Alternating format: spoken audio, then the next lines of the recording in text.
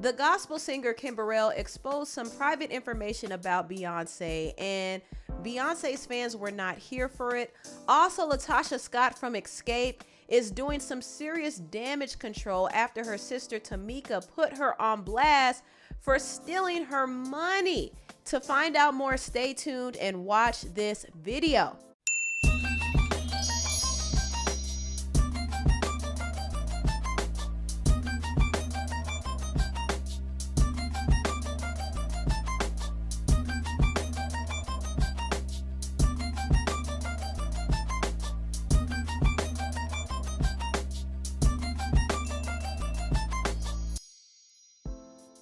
Hello everybody, welcome to the Empressive channel.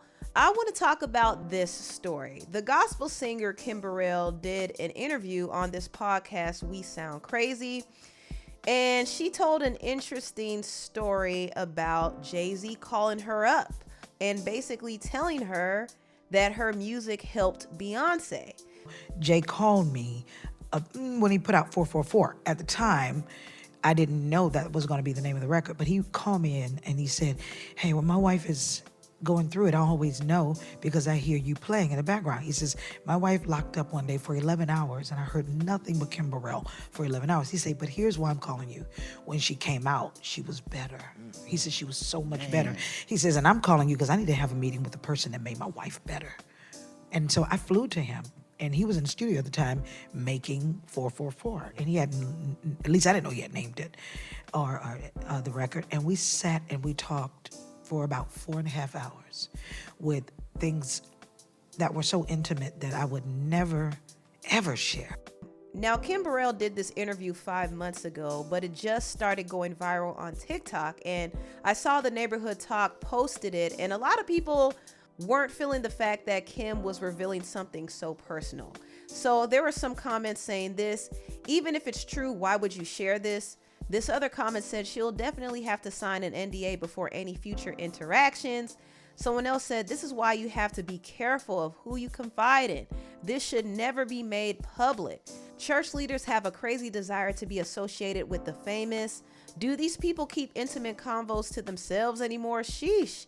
If BRJ didn't share this, she shouldn't share this. That's personal. I only want to hear intimate details about people from people themselves. I'm 1,000,000%. This wasn't our business to know. I hate that people cannot have vulnerable moments without people divulging info. Like she could have said, I know for a fact that my music has helped so many people and changed so many people, and I'm grateful to God for that gift, period. So as you can see, people were turned off by this. They were turned off at the fact that Kim was basically running her mouth about some personal business that she probably didn't need to share. And some people thought that she was being messy as well. And unfortunately, Kim Burrell does have a history of being very messy. And it's not really funny because she is a gospel singer and a minister, so she's not supposed to be messy, but she has said a lot of controversial things and have turned people off over the years. But I will say this, Kim Burrell's voice is very anointed, and God uses imperfect vessels to get his message across to some people. So some people might not care for her, but her music has definitely impacted a lot of people out there, including Beyonce.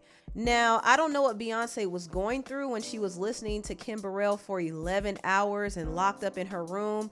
Some people were speculating that maybe she was going through a difficult period in her marriage with Jay-Z. But to me, it sounds like she may have been going through some spiritual warfare. Or she could have been going through a bout of depression and she needed her spirit to be uplifted. And it happens. Like sometimes you gotta worship and pray for some hours if you're going through it. So I don't think it was necessarily a bad thing that Kim Burrell spoke out about this because it kind of humanizes Beyonce in a way. A lot of times people have this perception that Beyonce is just invincible or she doesn't care about the things of God and so on and so forth. But she's a human being like everybody else, and she goes through some things. And gospel music touches a lot of people. It touches pretty much anybody who listens to it. Even if a person is not religious, they still get moved when they hear gospel music because there's a power in it. And that power comes from God. So I don't think it was an issue that Kim Burrell spoke out about this story. I do think the intention behind it is a little sketchy to me, because it kind of felt like she was trying to flex and show people that she knows Jay-Z and Beyonce and they listen to her music and blah, blah, blah. But at the same time, I think it's a good thing that Beyonce got the help that she needed in her lowest moment. And if Kim Burrell's music is what helps her, that's fine too. I see nothing wrong with it. Now, before I get into the next topic, I want to thank Sonic Bonnet for sponsoring this video. The Sonic Bonnet is not your everyday bonnet. It's a luxuriously silky bonnet with the power of Bluetooth technology. Built into its breathable elastic headband are a set of Bluetooth earphones, so you could start, pause, and play sounds from your phone, answer calls, and more, all with a tap of a button. The Sonic Bonnet is the perfect companion for your daily self-care and hair care routine. Once you tuck your hair into its comfortable, silky head cap, you'll be sold. Indulge yourself in this nightly beauty regimen and sleep soundly and sweetly with your favorite sleep sounds, music, podcasts, and audiobooks. And guess what? You'll never have to worry about losing your earbuds. The Sonic Bonnet earphones are USB chargeable with over a 3 nights charge and are easily removed and replaced for when you want to wash your bonnet. This self-care is for the mind, body, and hair. Treat yourself to a Sonic Bonnet today at sonicbonnet.com, and while you're at it, grab a gift for a friend or a loved one. I honestly can't think of a cuter gift. Take advantage of the free US shipping on all orders over $50 now at sonicbonnet.com. Once again, I want to thank Sonic Bonnet for partnering with me and sponsoring this video. Now, let me get into this topic. There have been some more updates involving the whole Xscape drama. If you don't know what's going on, I did do a video on this, and I would highly suggest that you watch the video because it kind of gives a good breakdown of the beef between Latocha Scott and her sister Tamika Scott.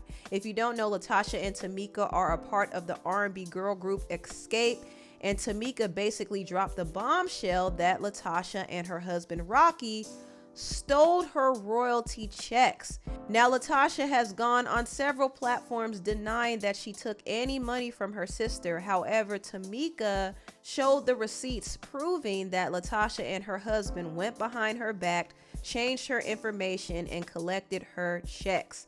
And also, Tamika exposed a threat text, and basically they were threatening to release her sex tape if she did not come out and clear Latocha's name and apologize to her and their mother.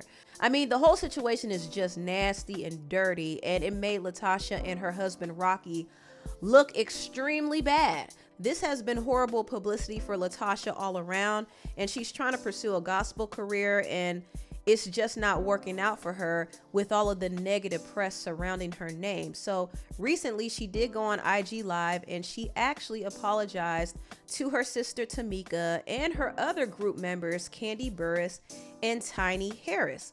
Now, some people may think that this is damage control, and it is damage control, but I also feel like there was some sincerity in what she was saying. And to be quite honest with you guys, I'm at a low. I'm really at a low. If I overlooked you, Candy, I'm sorry. I never knew you were sad. And I know what that sadness feels like. I really do. And that's never been my intention. I'm sorry. To Tiny, who I consider my friend. I love your family. Eris, that's my baby. That's my heart, you know. And we've always said that we were family. And I feel like, you know, you were the one to always try to bring things together for us. You know, you were the one to say, hey, ladies, let's get it together. And I kind of, you know, alienated myself from you because I was trying to figure out everything. I didn't know what was going on. You told me, go do the gospel. You know, you should do the gospel. You're the one who gave me the motivation to do it. And once I stepped out to sing for God, it was like I felt away because it's like I can't share the goodness because every time I say I'm going to do something, everybody's mad at Tasha. So I really, you know, I ostracized myself. I felt like if I'm honest and like I'm excited, nobody cares. So, you know, for that, I apologize to you. You know, we are like sisters. to my sister, Tamika, everybody knows that family, my family, is everything to me. Did I take my sister's money? I did not. We were going through so much 10, 11 years ago together as a family. It was one of the things that, I can't lie, we were both at our lowest. We didn't have money. We all lived with my mother. And that's something that, y'all will see on the show where we say that I didn't have anywhere to live. We didn't. And we pulled through. So when you talk about 30,000 that I don't know anything about, all I said is, can we get clarity about it? Because during that time, we both were helping one another. I just need clarity. What are you seeing? What are you saying? Because I have my receipts and you have yours. But we need to sit down as sisters and not go through this in the social media. Like, on social media, it's not good. We need to sit down and figure out what this is, because we can get through anything, but we have to communicate. I've been convicted already of being a thief, and I don't even know what you're talking about. You put up something online, but Tamika, we both have receipts. I did not steal my sister's money.